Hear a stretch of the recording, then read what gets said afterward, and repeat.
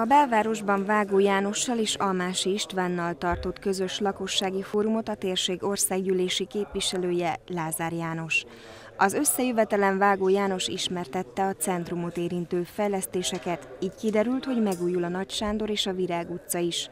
Almási István polgármester a Hóvirág utcai volt vasutasházzal kapcsolatban kiemelte, hogy az ingatlanban szociális lakásokat alakíthat ki az önkormányzat. A volt vasutasházba tanul 4 osztály, és ezek a tantermek azért nem a 21. század követelményeinek megfelelőek, ugyanis lakásokból lettek annak idején szükségből kialakítva.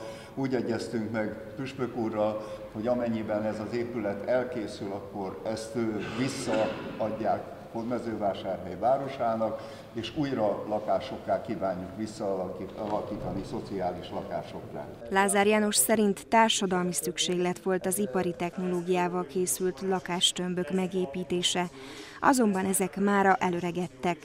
Az úgynevezett kádárkockákkal együtt a városi lakások fele renoválásra szorul, ezért hamarosan indulhat az új lakásfelújítási program. Lesz Európai Uniós forrás is, lesz banki konstrukció is, lesz megtakarítási konstrukció is, amelyet a lakosság figyelmébe fogunk ajánlani, nem csak a társasházak esetében, hanem a magánházak esetében is. Ez együttesen a következő években reményeink szerint majd eredményt ér el. A lakóközösségekkel együttműködve a program megszervezése Vágó János feladata lesz helyi szinten.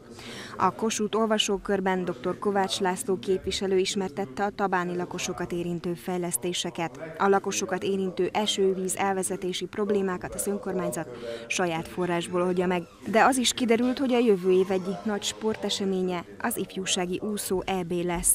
Emellett 2016. októberében a Balogh Imsi Sportcsarnok adhat otthont a Fitness Európa bajnokságnak is.